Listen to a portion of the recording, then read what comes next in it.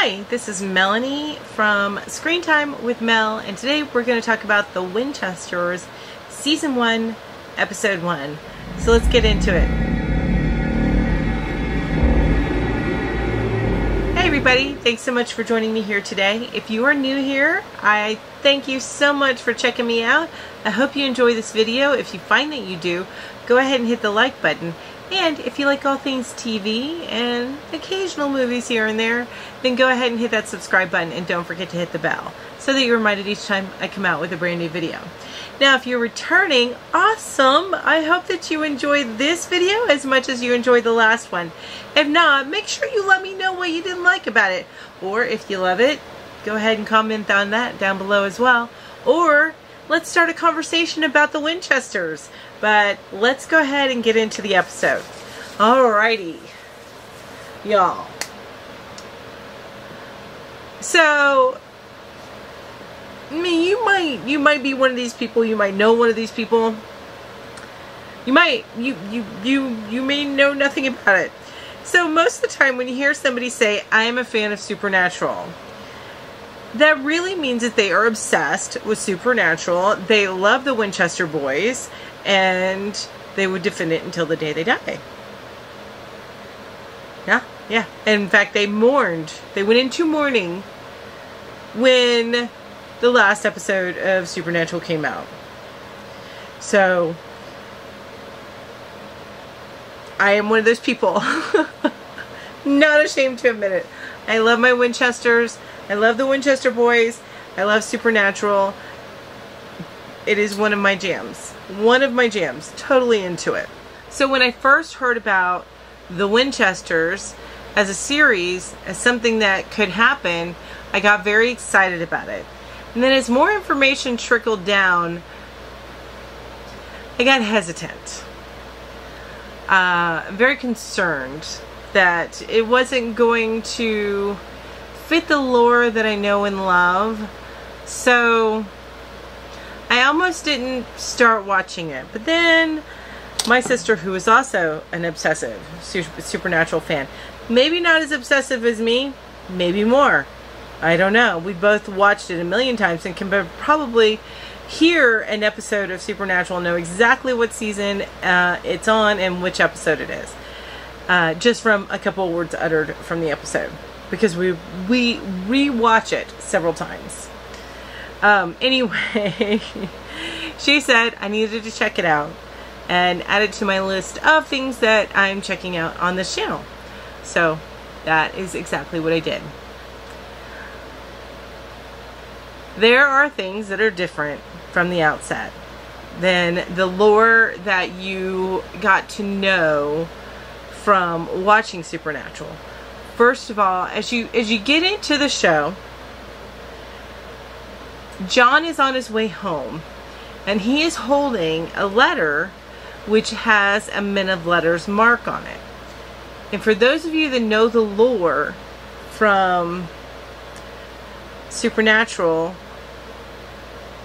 John Winchester was supposed to be a man of letters, but his father, Henry, went into the past, and that stems the daddy issues, father abandonment thing that John has with Henry, because Henry never came back and ended up dying in the future with his grandsons. Yeah, so that's and by the way, spoiler alerts for Supernatural. I'm going to be touching on several different episodes of Supernatural if you haven't watched it yet. I have a feeling that if you're watching the Winchesters, likely you've watched Supernatural.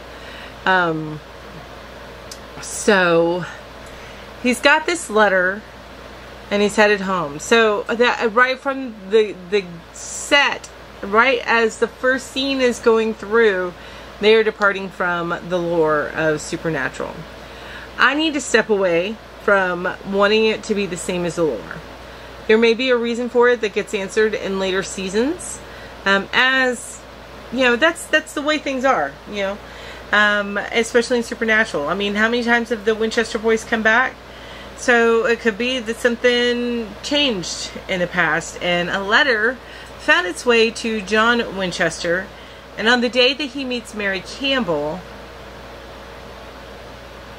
he is trying to get into basically a bunker. They call it the clubhouse. Men and Letters clubhouse. And I'm sorry, I backed up. The first scene was not John Winchester with a letter. The first scene was actually looked like it was an outtake from the very first Indiana Jones movie. It really freaking did. And there's this guy going into this, what looks like some tomb, with SC, which I had a feeling was stood for Samuel Campbell. And then I thought maybe it was Samuel Colts. But I was like, no, because it was 1974 and not the 1800s, so it had to be Samuel Campbell. Anyway, I digress. So it was like this scene out of Indiana Jones. He goes down in there. He gets into this. He knows a secret way by using some of his blood to get into this secret entrance to this area. And then the last thing you see, he gets attacked by some spider-looking thing, which ends up not looking anything like the monster at the end, which that's kind of funny, and which I'll get into that as we get a little bit later into it. Alright, so let me jump back. So that was the very first scene. So let me jump back. John gets this letter, and he goes to the address that's listed in the letter that says he's going to find all the answers. And this is after he bumped into Mary outside the movie theater. This is after he did that. And so he'd seen her there, and instant crush, of course, because she's this gorgeous blonde-haired, blue-eyed lady.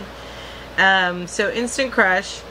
And then he goes to the men of the Men and Letters. He didn't know that's what it was yet. He just knew the symbol, and he knew he had this key to go into this place. And he gets interrupted by a demon, which, by the way, that guy who played the demon has got an interesting shaped dome. And I thought that it was makeup, but no, he is buff and he's just very chiseled. And anyway, I found that very interesting. So they picked the perfect guy to play the first demon that John Winchester runs into, and it's a funny scene. It's because Mary, of course, pops up and starts beating the crap out of this demon, where John was just getting his butt kicked. He jumps in to try and help, and he ends up accidentally punching her a few times, and she's like, "Stop helping me, I'm good." And then he finds out it's a demon for Mary, and they go into this they call it the clubhouse. They go in there, check things out, and they leave, and John's like, I want to do this. I want to do more. I want to learn more. I want to be a part of this. And she's like, no, you don't. No, you really don't. Your father was protecting you. You don't want anything to do with this. And she leaves. He finds her the next day, and he gets in. They get in the car, and they decide to travel. First, they go and get some supplies from somebody that she works with, Lottie, her name is, which I think is going to be an integral character into the series. It looks like it, because it looks like it's going to be more ensemble, but it's kind of centering on John and Mary. And then they leave to go find follow this clue. They went to go follow the clue. Now, it's funny, because as they were traveling, John starts talking to Mary about stuff, and he feels so much like Sam. Like, his mannerisms are like Sam, but he's got a little bit more swagger like Dean. So but he really feels like Sam, just the way that he kind of talks. And anyway, do you guys agree with me on that one? Let me know down below, because he really felt like Sam to me. Yeah. Anyway, but without like the super intelligent part of it, because Sam was always shown as being crazy intelligent. Not saying that John's stupid, that's not it at all, but he just didn't have that feel like Sam did. But there are certain mannerisms that were, anyway, I'm talking about it a little bit too long, I think. So they go to this place, and then they almost get stopped by a demon. Well, this van comes in, hits the demon across the parking lot or alley or whatever, and it's Natty and Carlos, which Mary didn't want anyone anywhere around because he messed up previously or something like that. Anyway, I think I'm gonna like this character Carlos. He seems to be a little bit more the comic relief of the group, so I think I'm gonna like him. So they basically go get more clues, find out about Ada's, find out something's wrong with Ada, find out more clues, blah blah blah, and they follow the trail along until they get to the cemetery, and they go into what was in the first scene. They go in there and they find what they needed, which is basically a box that destroys any monsters.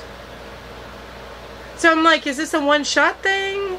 Does it contain it? Does it destroy it? I think it destroys it. I think that's what they said, destroy it. And does it keep on working? Because I'd be carrying that puppy around with me all the time, right? And their line of work. And why was this not carried on? Anyway, we may find out more as the season goes on, especially with the big baddie that they name at the end of the episode. So they go down and they get to this. Now the monster that is guarding this, Men in Letters had a guardian monster of something, you know, for this container. And when this thing came out, I swear to God, this thing looked like Creature from the Blue Lagoon or Black Lagoon, whatever, that old movie from like the 1950s or whatever, the black and white. It looked like that. I swear that's what it looked like. I mean, same level of detail, you know? And you know they could have done so much better these days. Maybe they didn't have it in the budget. Maybe they wanted to get a little laugh out of you. But that's what it looked like. So, but, you know, and I remember from the first episodes of Supernatural that the monsters were a little laughable too. And in fact, I think you didn't even see a lot of the monsters. They were kind of like a scary, menacing thing off camera. Anyway, it was funny. Yeah, it looked like Creature from the Black Lagoon to me. Let me know if you think any differently. But I found that very funny. And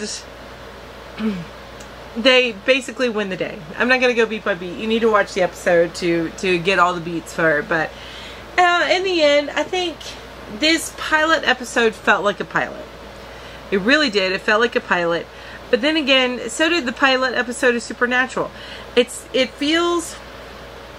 And the best way for me to say is the acting feels a little bit more canned, I guess. Like, they're not gelling quite yet. But, you know, that happens sometimes. So, as you get into more episodes and you do 2, 3, and 4, they start to gel a little bit better. So, that's the only thing it's not bad acting by any stretch of the imagination. It's just, they're not in their groove.